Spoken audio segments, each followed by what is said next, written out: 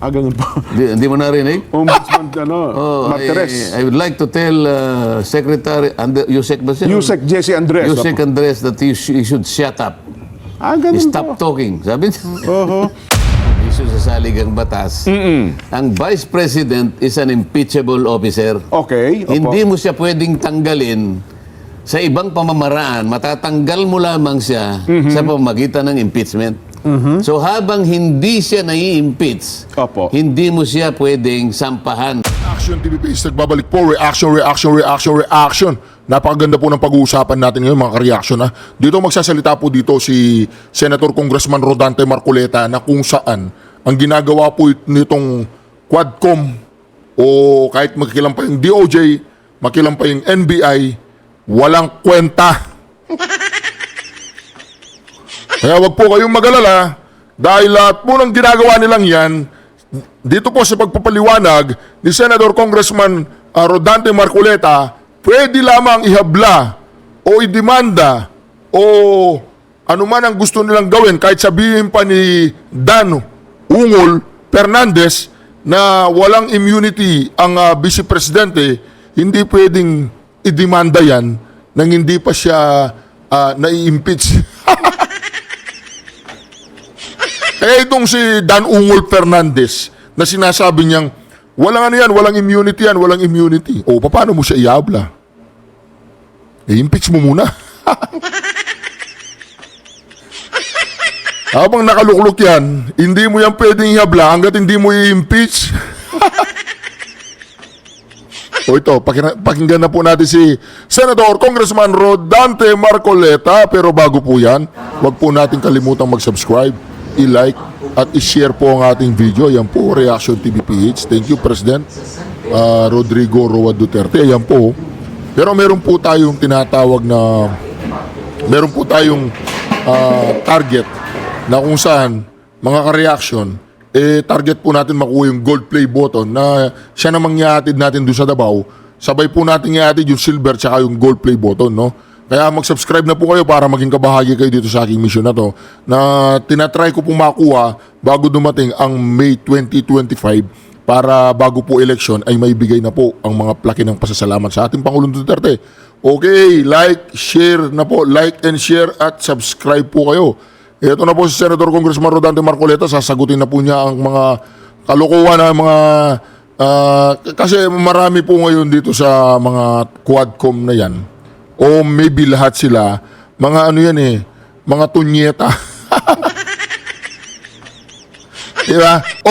Alam nyo na kung saan nanggaling yung salitang tunyeta. Alam nyo na. Hindi ba? I-comment sa comment section kung paano ko nabuo ang salitang tunyeta. Meron kasing isang vlogger na napakatalino. Napakatalino. Meron daw nag-text sa kanya doon sa statement ni Bobong Marcos. Tapos, minarites daw niya, ganun. Sino yun? Sirit na. Yung mag-comments kayo. Kung talagang kayo ay sumusubaybay sa akin, alam nyo kung sinong tunutukoy ko kung saan nanggaling yung salitang tunyeta. Ang kaulugan po ng tunyeta, love and peace. Alright, ito na. Message ng Pangulo. Hanggang ngayon ay mukhang wala po naghain ng impeachment complaint sa pangalawang Pangulo. Tempest in a teacup nga Opo. dyan eh. Pag hindi nila naintindihan yon, problema na nila yun. Ayan. Baka maghanap ng teacup. Maraming minsan sa kasama niyo kung hindi rin nakakaintindi, no? Ay, nako. Pero anyway, Kong, yung punto na nga, kasi ngayon na nag-iimbestiga na ang NBI, di ba, nagsimula na, ang problema nga lamang po, hindi nakapunta ang pangalawang Pangulo kanina para magpaliwanag at humingi by December 11 yata. Ano naman ang direksyon nila? Bakit nila aasuntuhin ang Vice President din? Actually, kung hindi pa naman asunto, kundi ang sinasabi lang ay magpaliwanag, doon nga sa pinasisimulan Saan natin. nga papunta? Bakit kinakailangan gawin mo yun? Siyempre, kaya ginagawa nila ito, may papunta. May kapupuntahan, may direksyon. Proseso ito eh. Bilang nag-observe ako, ang proseso dyan at nakikita naman natin ang direksyon, baka makahanap sila ng mga bagay na pwedeng ikaso sa pangalawang Pangulo. Sapagkat ang sabi nila, ang tanggapan ng pangalawang Pangulo ay hindi po immune from suit, Kong. Oo nga. Ang sinasabi ko naman sa iyo, Jen, may katapat na provision sa saligang batas. Ang Vice President is an impeachable officer. Okay. Opo. Hindi mo siya pwedeng tanggalin sa ibang pamamaraan. Matatanggal mo lamang siya sa pamamagitan ng impeachment. So habang hindi siya nai-impeach, Opo. hindi mo siya pwedeng sampahan ng kahit anong klaseng... kasi anong direction mo pag sinampahan mo? Oho. Oh, narinig nyo yun! Narinig nyo mga tunyeta kayo! Hoy, Jesse Andres! Mayroon ka pang alam na pa terrorist law?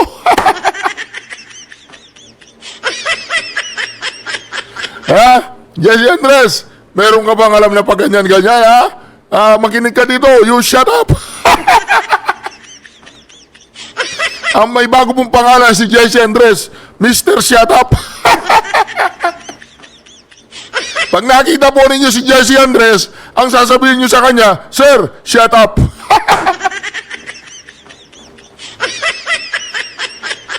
Limbawa, nagpapa-interview siya. Ini-interview siya ng mga mainstream media ng mga bias, ng mga bayaran. No? Ini-interview siya. Sisita niyo siya. Sir. Shh, shut up. Siya pala ang attack dog ni Boying Remula, si Jesse Andres. Sir, you shut up. Alright, tuloy po natin ito. Maganda to. Di, impeachment nga. Kailangan i-impeach mo eh. Sabi ng Pangulo, tempest in a teacup. Oho. Oh, sa maliwanag na pananalita, tigil-tigilan nyo na lahat yan. Magtrabaho kayo ng matino. So kung wala na po yung impeachment, so ano pa itong gagawin ng NBI? Kasi doon sa punto nga, maging ang DOJ, sabi niya, dahil nga sa pwede niyang kasuhan ang Tawagin pangalawang ng Pangulo. NBI, kausapin natin.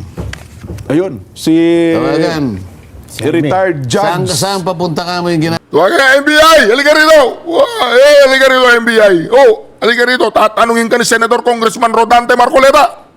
Bilisan mo!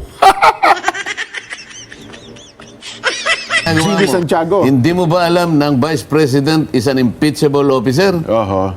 O halimbawa, nahabla mo, Nelson. Kunyari, ikaw si... Sa NBI. Ano ang pangalan nung sa NBI? Jimmy Si Jimmy Santiago. Santiago. Kunyari, ikaw Retired si... judge. Opo. Ikaw si NBI Director. Aha. Director. Saan papunta ba itong ginagawa mo? Magpapail po kami ng kaso. O sige, na-file mo yung kaso. Na-file mo, ano gagawin mo? Magsasampaw ako ng matitibay na ebidensya kasi... Oo, palagay mo. Lumabas Oo, na oo. Punta na korte. Oo. Sa palagay mo ba, sa pagsasampu mo ng kaso, ang idadahilan mo ay gusto mong maalis ang Pangulo, ganun ba? Ang pangalawang Pangulo. Ang pangalawang Pangulo?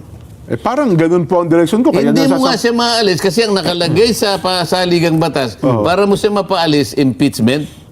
So anong purpose nung kakasuhan lang Kaya siya? nga tinatanong ko sa inyo, tawagin yung NBI. Hindi ba i-accommodate ng court, Kong? Yung isang criminal complaint? Kaya issue na naman ito eh. Opo. So, ladies and gentlemen, I'm raising again a constitutional issue. Aha. Okay, opo. Pwede kang mag-file sa kanya ng criminal action Aha. sa siya impeachable officer. Saan tayo papunta? Magkakapag-file ka lang ng criminal action pag na-impeach na siya. Dan Ungol Fernandez, ito. Tumatakbo daw ng Governor si Dan Ungol. Sinisisi niya si Senator Congressman Rodante Marcoleta na sinisiraan daw siya doon. Ungol, hindi kanya si Senator Congressman Rodante Marcoleta. Yung mga listener ko pong taga Laguna, iboto niyo po si Dan Ungol Fernandez para ang Laguna dire-diretso sa banga. Mantakin mo kung taga Laguna ka, ang gobernur mo ay si Dan Ungol Fernandez, anong mararamdaman mo?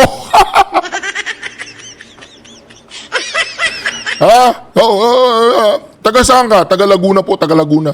Sinong gobernur niyo doon? Hindi ko po siya kilala eh. Palagay ko kung mananalo yan, halimbawa mananalo, ikakahiya siya ng mga taga Laguna.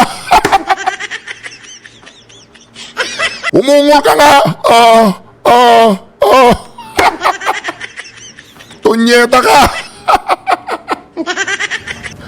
Ganun ho ba? So, Kasi Yun ang proseso. yung impeachment, yun Opo. bali yung preliminary investigation. Kasi hindi mo siya pwedeng kasuhan nga eh. Dahil impeachable officer siya eh. Yun ang aking legal opinion. pagkakaintindi niyo po. Yun ang pagkakaintindi ko. Kung hindi siya impeachable official, okay lang. Pwede. Oho. Kaya yan, isa sa alang-alang mo, dahil isa siya sa mga impeachable officers. Batay sa pagkakapaliwanag nung Undersecretary Jesse Andres, ako personal ko, pagkakaintindi ko, kung masasampahan siya ng kaso, Matatanggal siya. matatanggal siya Oo, bilang pangalawang pangulo. Anong sabi ni Ombudsman? You shut up. Ganun po. Hindi mo narinig? Ombudsman, Martires. I would like to tell Secretary Yusek ba siya? Yusek Jesse Andres. Yusek Andres that you should shut up. Ganun Stop po. talking. Sabi niya. Oho. Yun pa naman ngayon ng paliwanag. Mukha siya ang ating kaibigan Hindi Secretary niyo pa Boying. narinig yung sinabi ni Ombudsman? Hindi ko na Ba't naman nandito sa akin eh? Ganun ba? Oo. Oho. Hindi ko narinig.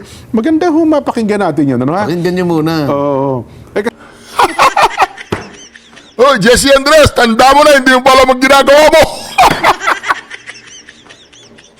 Napagsasabihan ka tuloy, DOJ ka ba? DOJ ka? Alam mo yung about justice? Pero ang sabi sa iyo ng ombudsman, hoy, you shut up. Kaya pag nakita po nito yung tandang Jesse Andres, sigawan nyo, you shut up. Kasi ngayon parang si Secretary Boying Rimulya hindi nagpapaliwanag. Kaya ang nagpapaliwanag lagi yung Undersecretary Jesse Andres, Kong. Kaya yun po. Ako yun parang yun ang direksyon nila. Sabi ng Ombudsman, meron kaming karapatan na kami ang mag-take over ng pag-iimbestiga kung gusto namin. At any point. Opo. Kaya kanya, masasabi ko sa iyo, you shut up. Oho. Ay, nako. Anyway, Kong, balikan natin yung maganda yung punto, no? Nang pinagbulan ng lahat ng ito, kaya naibulalas, di ba, Nelson, ni Pangalawang Pangulo Inday Sara, yung mga maanghang na pananalita na kaya niya nasabi yung, pag ako napatay, sabi niya, don't worry ma'am, para may ganun, di ba? Don't worry ma'am, pag ako napatay, ay may kinausap na ako para patayin din ang Pangulo, ang Lisa, tsaka si Speaker Martin. Pero, yun bang mga ganong salita ko? Yun, sabi kasi nila, yung pagbabanta per se, at yung paghihiganti, ay isang klase na raw po ng krimen yun, Kong eh. Pagbabanta, Opo. nagbanta siya Nagbanta daw po ang Pangalawang Pangulo. pag siya'y napatay. Opo. Paano mo naman halimbawa i-execute yung halimbawa lang ito. Oho. Sige, pag ako'y napatay, papapatay din kita. Oo, mga ganun po. Oh. Paano mo malalaman na may execute, patay na nga eh. Sino yung mag-execute? Patay na nga eh. Kasi ang punto nila, Kong, ibuhay pa lang niya, binili na yung assassin eh. Oo nga, yung pero, papatay tao. pero maliwanag na Oho. may kondisyon talaga eh. May kondisyon talaga. Sinabi niya, pero sa akin, alam mo, hindi seryosong banta yun eh. Sabi ko nga sa iyo, emotional outburst dahil sa nangyari sa kanya eh. Oho. Wala na siyang, isipin ko magsalita, Mr. Chair. Opo. Wala na po kaming kakampi rito eh. Ayun na nga, talagang... Tapos inuusig lahat ang kanyang mga staff. Lahat ng staff niya. Oho. Kasi, Senator Congressman Marcoleta, itong mga tunyetang Quadcom na to, itong mga tunyeta yan eh. Alam nyo, mga tunyeta talaga. Mantagin mo yan, sa bagay, bayad. Bayad naman sila lahat, pati si Senator Congressman Rodante Marcoleta, bayad din naman yan, di ba? Sumasahod yan eh, di ba? Para bang kinakailangan paduguin lahat yan. Sa mo sa gusto, magsasalita yan. Ituturo yan. Parang gano'n eh. Kaya nga, di ba yung Acosta, sinugod sa ospital ko kasi pinipigyan ng pinasasagot na kung ano-ano. Oo, pinasasagot kahit na hypothetical question na kahit na hindi tama, tinatanong na. Sino hindi maririndi doon? Oho. Parang ang gusto kasi nilang marinig doon sa mga pinagtatanong nila, ipagkanulo ng mga taong iyon ang Pangalawang Pangulo. Ganon nga yung gustong mangyari. Ay isip-isipin mo, dadalin sa correctional, women's correctional. Opo. Yun lang, nung marinig niya yun, siyempre, paano mong ihahalo sa mga convict naman yung isang... yun lahat ay gagawin. Oho. At all cost. para lang mapadugo nila. Yun ang nararamdaman sa aking palagay ng Vice President yan. Ayun. Kaya naibulala siya yung Sana mga ganong hindi pahayag. ganon ang sinasabi ko. Kung talagang malinis ang layunin na gumawa lang tayo ng batas, bakit kailangan umantong tayo doon? Tawagin mo lahat yung mga hensen, sinasabi ko sa iyo. Yun, magliliwanag ngayon, wala tayong kinikilingan. Ang pinagsimulan nito kiling na kiling ka dito Isa lang ang tinawag mo. Naipapaliwanag ba yun? Hindi na ipapaliwanag Nagkikimit balikat. Bakit hindi nyo po tinawag yung 400 agencies na sila na po'y naka-receive din ng audit observation? Senator Congressman Rodante Marcoleta, wag na natin pag-usapan. Alam na natin yun, di ba? Alam na po natin na talagang sabi mo nga, kiling na kiling sila. Pero dito, may bago tayong balita, Itong si Bobong Marcos, tiklop na. Di ba sabi niya pumapalag siya nung isang araw? Di ba pumapalag, sabi niya, papalagan ko to. Papalagan ko to. Bakit ngayon tiklop siya? Ito, pakinggan natin to, Napansin na wala ako. Yung wala yung pangalan nyo. Oo. Nga, pwede po. Napansin namin ko. Ha? Opo, na-discuss ho namin yan. Ayun. Na wala. Pati Bentol po wala Di ba? Ganun ba? Nagreklamo din si dyan, wala, dalawa sila. Oo nga. Yung Natatanda mo na. Oo nga. Pero Ay, tama. Yun. Naputol yun. Ito. So yun po ko. Yung punto na yun. Ang punto dyan, meron talagang mga pamamaraan para I-mislead yung publiko. Bakit Yes. nila i-mislead ang publiko? Ngayon, ang sabi ko sa mga journalist students, kailangan vigilant kayo. Mini-mislead ang publiko. Anong gagawin Future nyo? journalist. Opo. Di ba? Yes. Opo. How do you navigate integrity? Nako. ngayon ito ang bago kung alam mo ba, Jen, nagkasagutan na naman si Pangulong Bongbong Marcos at si BP Inday Sara. Magkasagutan. Siguro, para hindi tayo mapaghinalaan, may pinapanigan, pakinggan natin si BP Inday muna, bago yung sagot ni Pangulong Bongbong Marcos. BP? Well, I believe, ma'am, that we reached the point of no return. Ang ikli naman yan. Ano yun? Ang sabi ni BP, tinatanong siya rito tungkol dun sa relationship nila ng Pangulo at ng administrasyon. So yun ang parano doon. Ang sabi niya, I really believe that we have reached the point of no return. And it is clear na parang they are really going after me. So parang sa kanya, wala nang hindi na magkakasundo. So parang wala nang reconciliation. Wala nang pag-asa. Parang sa ibang pagsasalita, I have crossed the Rubicon. Ano pala mas malalim doon, no? The point of no return, sabi nila. So yun naman. Yung Rubicon, ano yun, ilog yun sa... Ilog ba yun? Pagka pag ginagamit yun, ano yun parang... Metaphor. Idiomatic metaphor. Po. I have crossed my Rubicon. Ayan. Ganun pala yun. Wala na. Wala Sabi niya, atrasan talaga. point of no return. No return. Ang alam namin ni Jen, I will cross the bridge when I get there. Hindi, sa salitang naman kanto Ano naman ang sagot ni Pangulo? Eto po, kung malalim ang sabi ni Inday na I have reached the point of no return. Tinabitin lang kasi yung state para nakangangapa ko May karugtong pa yun Mas malalim po, pero maikli. Malalim na maikli ang pahayag ng Pangulo. Pakinggan po natin. Never say never. Sana isinama yung tanong no? Never say Never say never. Anong ibig sabihin nun ko? Sinabi yata ni James Bond yan. Yun nga, sa pelikula. Pero alam mo, yan ang ayaw kong pinag-uusapan. Sabi ko nga sa inyo, yan mga walang kakwenta-kwentang dinidiscuss. Kasi ang pinagmulan, ayusin natin, baka sakaling maayos. Pangulo at saka pangalawang Pangulo ng Pilipinas, kailangan yan ay hindi nag-aaway. Sapagkat dyan nakasalig yung governance. Di ba? Ngayon, kung halimbawa, yung sinabi ng isa at sinabi ng isa ay i-analyze pa natin, wala tayong makukuha mabuti doon.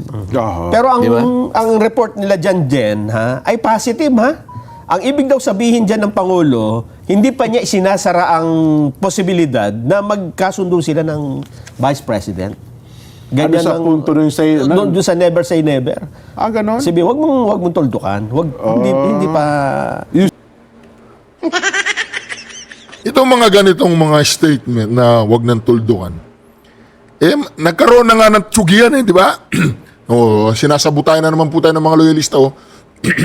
So, dito mga karyason, nire-reactionan lang natin to. Mantakin mo yan. Never say never ka pa dyan. Oy, Bobong Marcos. Di ba sinabi mo, papalag ka? Nasaan yung tapang mo, Bobong Marcos?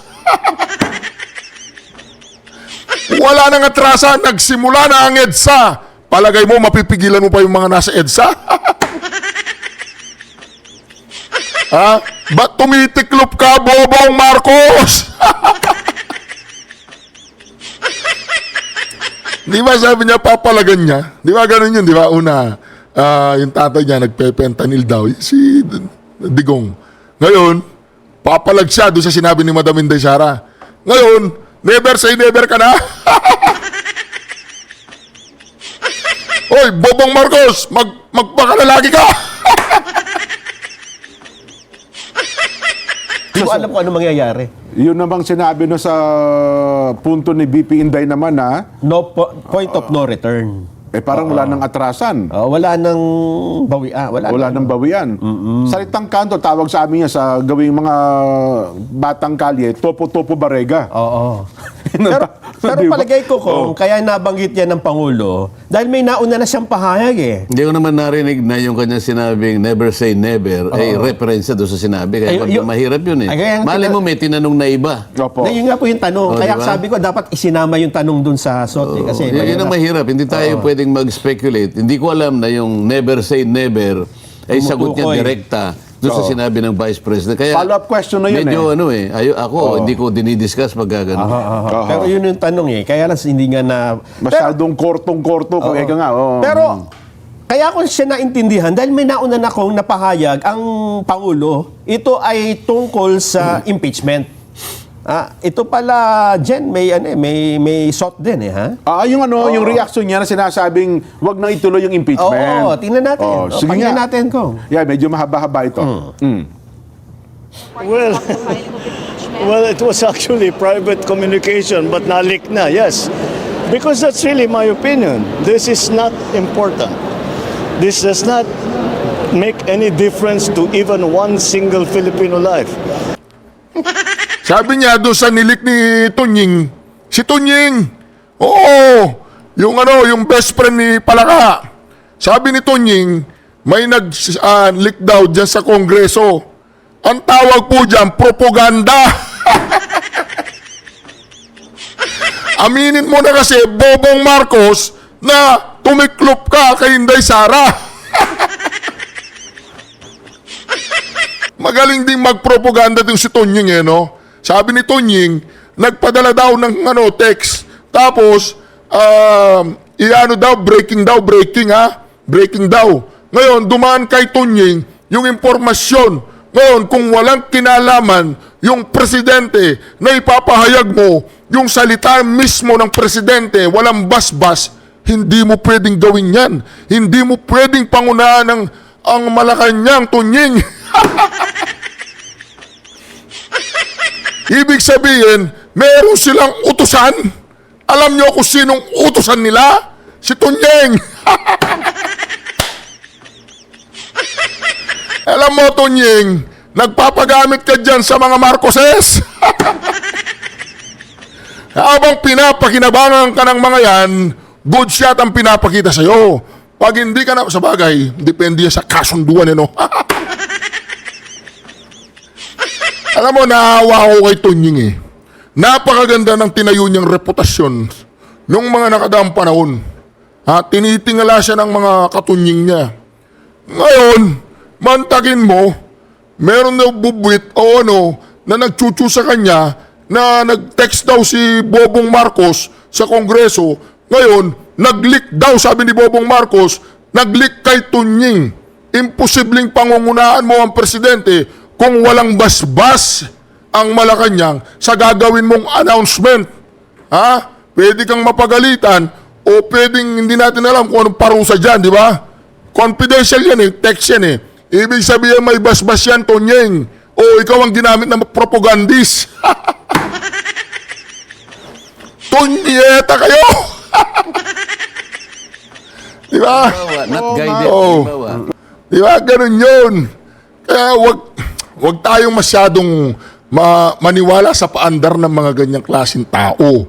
Yang mga yan ay talagang tumatayo base doon sa kanilang, alam nyo na, Kaya nabanggit yan ng Pangulo dahil may nauna na siyang pahayag. ano na ako ng payag. Narinig na yung kanya sinabing never say never, ay referensya doon sa sinabi. Kaya Ay, mahirap yun eh. Ay, kaya- Malay mo may tinanong na iba. Opo. Alam mo, sayang tong si Tunying eh, no? Hindi na siya sayang kasi inano niya, pinili niya. Pinili niya na maging utusan, pinili niya na maging alila ni Palaka, pinili niya na maging makipagkaibigan sa mga taong yan. Nabudol na siya, tinuloy-tuloy pa niya. Tunying, good luck! Tunying, mahal mo ang bayan mo, ipagpatuloy mo yan, boy!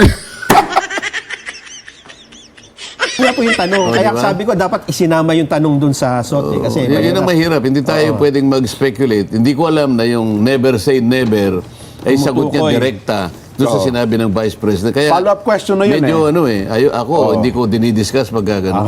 Pero yun yung tanong eh. Kaya lang hindi nga na... Masyadong kortong-korto kung eka nga. Oo. Pero, kaya ko siya naintindihan dahil may nauna na akong napahayag ang Pangulo, ito ay tungkol sa impeachment. Ito pala, Jen, may shot din eh, ha? Yung yung reaction niya na sinasabing wag nang ituloy yung impeachment. Oo, tingnan natin. Sige Pakinggan nga. natin ko. Yeah, medyo mahaba-haba ito. Well, well, it was actually private communication, but nalik na, yes. Because that's really my opinion. This is not important. This does not make any difference to even Di ba? Nalik na daw po. Ngayon, nagpapagood shot siya. Di ba papalag ka, boy? Di ba papalag ka? Bakit tumitiklop ka, Bobong Marcos? Dahil nararamdaman mo na ang taong bayan nandyan na sa EDSA, Bobong Marcos. Nararamdaman na no? Nararamdaman na ni Bobong Marcos. Ay, nasa likod siya, si Tolentino, nakapikit si Tolentino, ay, dumila, tingnan nyo. Ayan si Tolentino. Ano yung synonymous? Ano ba yan? Antonyms ba o synonyms? Antonyms, basta yung kasing hulugan ni Tolentino, balingbeng. Tumatakbo daw re-election senador to tumatakbo re-election senador. Nasa top 12 daw siya. Kaya lang, pang number 17 siya. Tapos si Ben Horabalus daw, number 9, baka number 29. Sa bagay si Tolentino, hindi pa masyadong dumidikit yung panga niya eh. Baka ayaw niya yung pulburon. Basta gusto lang niya sumipsip kung sino nakaupo. Di ba? Tolentines. Nakakadiri yung mga taong ganyan Walang prinsipyo at paninindigan. Iiwanan ka niyan, Bobong Marcos. Pag si Madam Inday Sara na nakaupo, yan si Tolenting Tong, ay iiwanan ka niyan, pupunta yan kay Sara. Malupit din tong si Tolenting Tong Hoy, Tolenting Tong, maiya ka naman. one single Filipino life. So why waste time on this? What will happen to if somebody files an impeachment? It will tie down the House. It will tie down the Senate. No, it will tie you down. Ngayon, nagpapaliwanag si Bobong Marcos na dahil ng impeachment daw hindi maganda. Di ba napag-usapan nyo na yan? Kailangan ma-impeach si Sara dahil doon sa PI. Ayun si Tolenting Tong nasa likod mo. Hindi ka ba alipad barang dyan, Bobong Marcos? Hoy, Tolenting Tong! Oy, boto niyo po si Tolenteng Tong. Ay, napakabuting tao po niyan. Oo, balik po natin sa Senado yan. Hardworking po yan. Oo, tunyeta. It will just take up all the time and for what? For nothing. For nothing. None of this will help improve a single Filipino life. As far as I'm concerned, it's a storm in a teacup.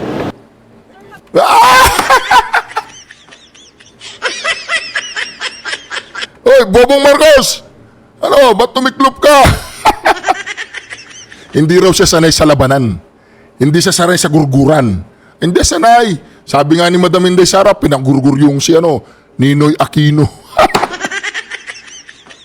Pero hindi sila uubra kay Madam Inday Sara, ha? Oy, Tolenteng Tong! Maglakad na kayo, Tolenteng Tong. Tingnan mo, susunod dyan. Ayun. Ay, maalala. Karagis ng Tolenteng Tong na to. Nakakadiri tong Tolenteng Tong na to, no? Oy, boto nyo si Tolenteng Tong! Kasama siya sa mga tong. Anyway, mga ka-reaction. Yan, nakita po natin, tumiklop si Bobong Marcos. Tapos, yun nga, itong si Madam Inday Sara, huwag na kayong mag-alala, walang mangyayari dyan. Hindi pwedeng idemanda yan, hindi pwedeng ihabla yan, hanggat nandiyan siya bilang vice presidente. Wala silang magagawa dyan. Impeach muna nila, wala nang time, di ba? O, di ba? Meron akong spook sa inyo, ha. Balita ko, pinahirapan ni Bato de la Rosa yung mga Quadcom dun sa budget na hinihingi ni Saldico. Oo, iscoop ko sa'yo mamaya. Next video yun. Abangan nyo, ha. Alright, shukran. God bless you all. Mahalin po natin ang Pilipinas. Ipaglaban po natin ang Pilipinas. Suportahan po natin ang mga Duterte, okay? Wala pong bibitaw. Duterte! Duterte! Duterte! Shout out sa'yo, Tunying! Isa ka lang utusan!